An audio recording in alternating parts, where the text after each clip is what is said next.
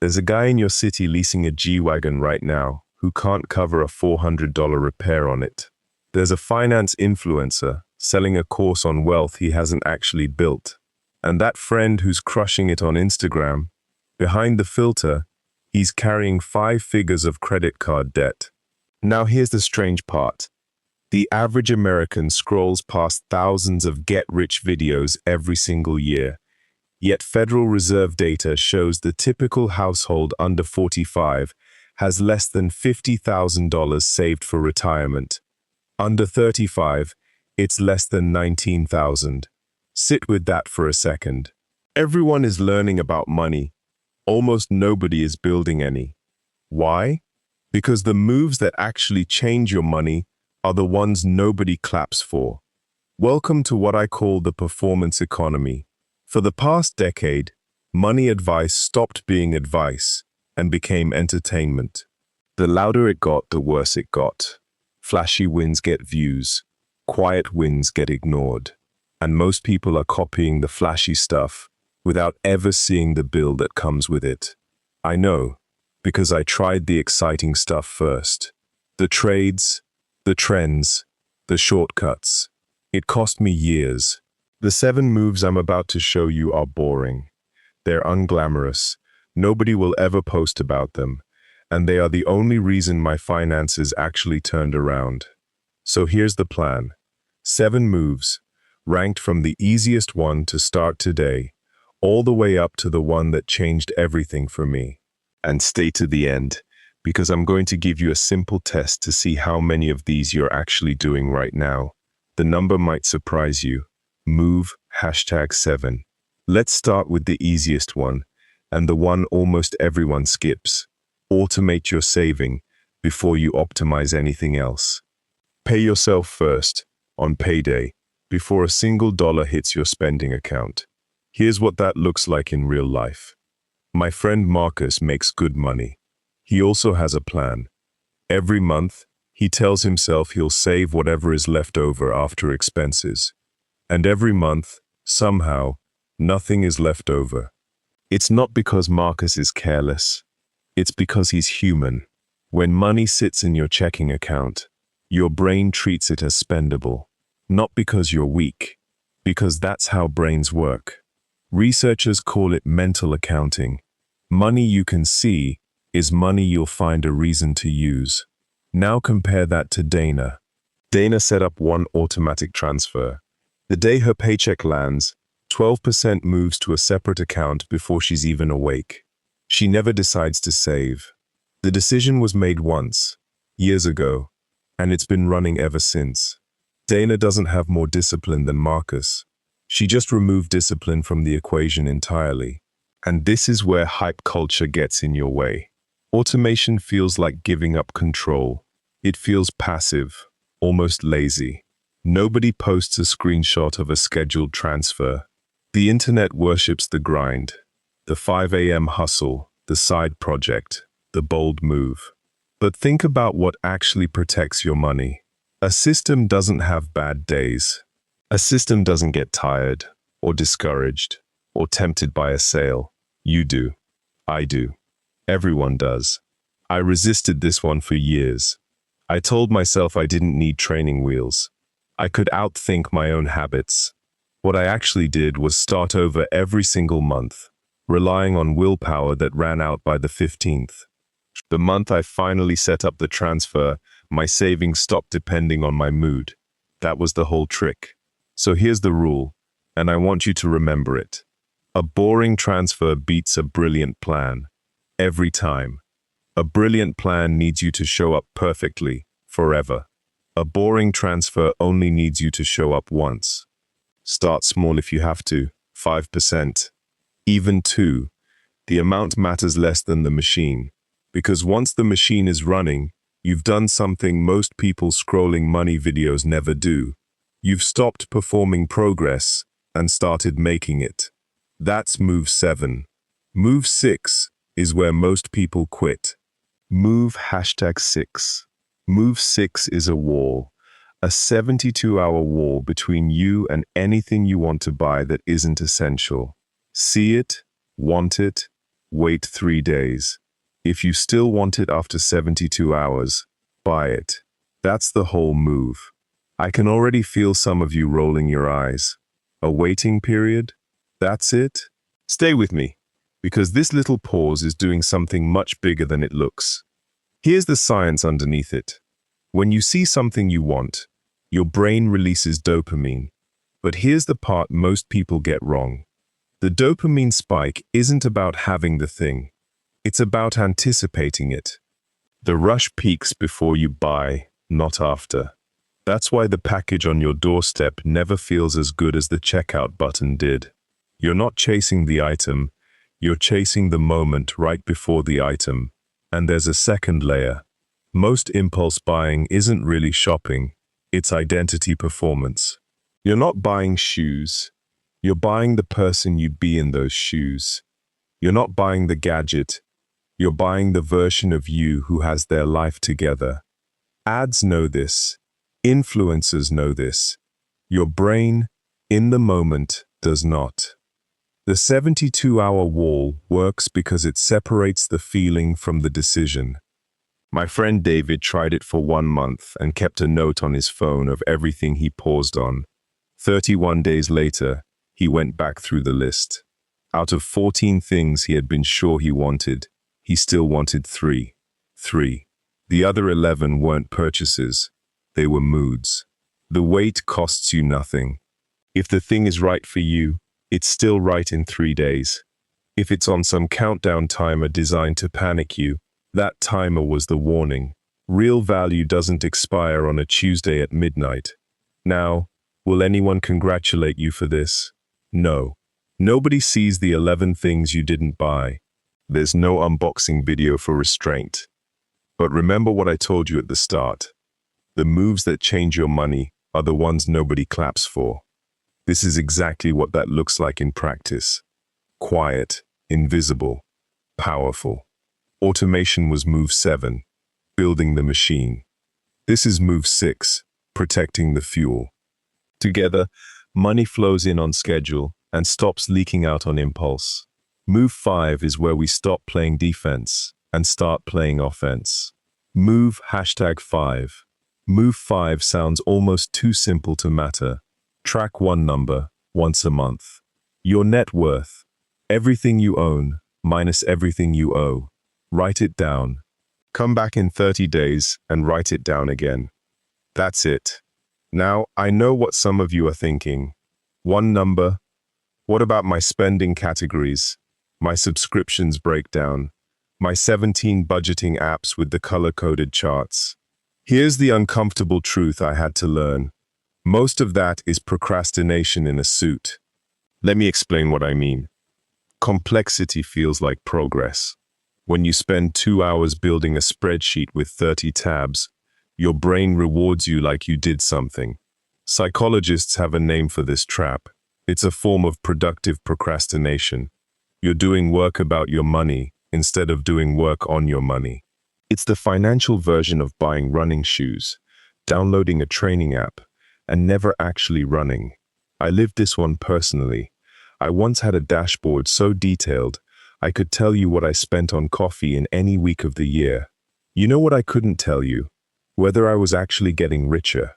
All that measuring, and I was tracking everything except the thing that mattered. Because here's what net worth does, that no other number can. It's the scoreboard. Not the play-by-play, not the highlight reel, the final score. Income can lie to you. Priya earns 6 figures and feels wealthy, but her net worth has been flat for 3 years. Spending can lie to you too. You can cut lattes for a decade and still go backwards if debt is growing faster than savings. Net worth can't lie. It's every financial choice you've made, added up into one honest number, and checking it monthly, not daily, is the discipline. Check daily and you're watching noise. Markets wobble, balances bounce, and your emotions bounce with them. Check monthly and you're watching the trend. The trend is the truth. Here's what happens after a few months, and this is the part nobody tells you. That one number starts quietly steering your decisions. You'll be about to buy something, and a little voice asks, "Does this move the number?" It's not guilt, it's clarity. One number, once a month.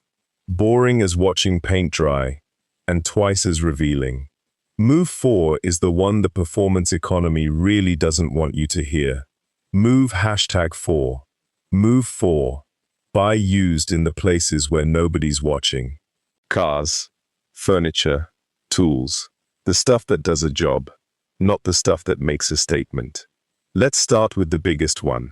A new car loses roughly 20% of its value in the first year alone.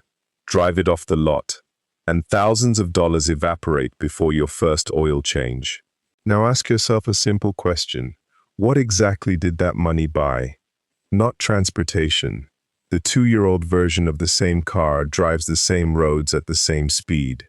What you paid for was the newness. And here's the thing about newness. It's invisible to everyone except you and the strangers you think are watching. That's why I've started calling depreciation what it really is, the tax on being watched. Or more honestly, the tax on believing you're being watched. Because the research on this is humbling. Psychologists call it the spotlight effect. We massively overestimate how much other people notice us. Nobody at the red light knows your car's model year. Nobody at your dinner party is checking if the couch is new. The audience you're paying for barely exists. Let me show you what this looks like with 2 people. Marcus financed a new SUV, $62,000, 7-year loan, because the monthly payment fit. Dana bought the same model, 3 years old, one owner, for $34,000 in cash she'd saved. Same badge, same features, same parking lot at work. 5 years later, Marcus is still making payments on a car, now worth less than he owes. Dana took the difference, $28,000, and invested it. Same car, completely different futures. And here's the quiet punchline. Not one coworker ever knew whose car was newer. The same logic runs through your whole house. A solid wood dresser on the second-hand market costs a fraction of the flat-pack version that won't survive your next move. A used drill drills the same holes. Quality doesn't expire when the first owner gets bored. Now, nobody will ever compliment you on this. There's no applause for the 3-year-old car, but you already know the refrain by now. The moves that change your money are the ones nobody claps for. Dana's $28,000 is clapping, quietly, in an index fund, where no one can hear it. Move 3 is where the math starts getting unfair, in your favor. Move #3. Move 3 is about the other side of the equation. We've talked about protecting money. Now let's talk about making more of it, the quiet way. The performance economy has sold you one story about raising income, the side hustle. Start the channel, flip the sneakers, drive the rideshare, launch the store. And look, some of those work for some people. But here's what the highlight reels never show you. Most side hustles pay less than minimum wage once you count the hours. People spend 2 years and thousands of dollars chasing an extra $300 a month, while ignoring the place where the real money was hiding the whole time, their day job. Think about the math for a second. A 5% raise on a $60,000 salary is $3,000 a year, every year, compounding into every future raise, because raises stack on top of each other. No inventory, no algorithm, no second shift at midnight. One conversation. So why does almost nobody have that conversation? Here's the psychology, and it's worth being honest about. Asking feels dangerous. Scrolling feels safe. When you ask for a raise, there's a face looking back at you, and that face might say no. Your brain treats that possibility like a physical threat. Same alarm system, same racing heart. But watching another video about passive income, 0 risk, 0 rejection, also $0. We choose the safe feeling over the profitable action, and we call it doing research. The quiet path looks like this. First, Stack skills that your industry actually pays for. The certification, the software, the license. Not the course some influencer is selling, the one hiring managers in your field actually search for. Priya did exactly this. One project management certification, about $600 and 4 months of evenings. Within a year, it justified a 12% raise. That certificate will out-earn a decade of side hustles, and nobody on the internet ever saw her do it. Then comes the awkward conversation. Write down what you've delivered. Find out what your role pays elsewhere. Ask directly, with numbers, not feelings. The worst realistic outcome is a no, and even a no tells you exactly where you stand. Invisible work, remember. No one claps for the certification. No one claps for the awkward meeting. Your net worth will. Move 2 is where that new money starts working without you. Move, #2. Move 2 is the one that feels like losing, right up until the day it doesn't. Keep your boring insurance in place and build an emergency fund of 3 to 6 months of expenses, then leave it alone. I know, this is the vegetables of personal finance. Nobody dreams about a savings account that just sits there, and insurance is worse. It's money that leaves every month and buys you, apparently, nothing. Every premium can feel like a small defeat. Every dollar parked in that emergency fund is a dollar not invested, not growing, not doing anything impressive. That feeling has a name, and it's worth knowing. Optimism bias. It's one of the most reliable glitches in human thinking. Study after study shows we genuinely believe bad things are less likely to happen to us than to other people. The job loss, the transmission failure, the emergency room visit. Our brain files those under things that happen to someone else. So paying to protect against them feels wasteful. Not because the risk is small, but because our brain refuses to picture it. Here's the reality check. Federal Reserve surveys have found that a large share of American adults, repeatedly, year after year, couldn't cover a surprise $400 expense with cash. Remember the G-Wagon guy from the beginning? That's the whole performance economy in one image. Impressive on the outside, one flat tire from a crisis underneath. Now let me show you what the emergency fund actually buys, because it isn't nothing. It buys you the ability to say no.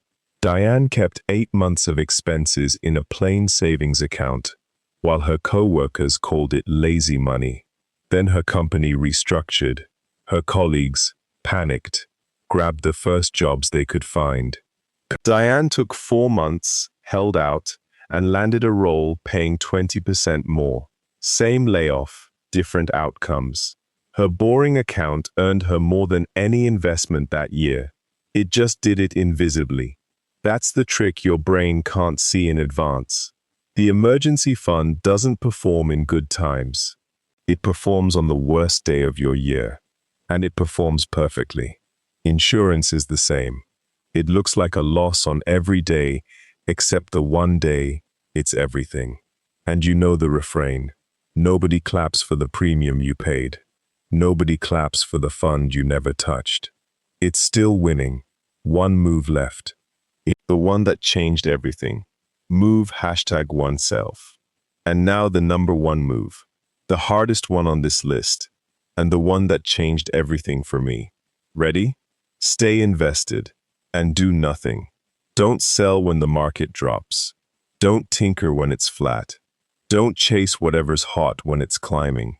Buy broad, boring investments on a schedule and then leave them alone for decades. That's it. That's the move. I can hear the objection already. That's not a move. That's the absence of one. And that's exactly why it's ranked first. Because everything else on this list asks you to do something once.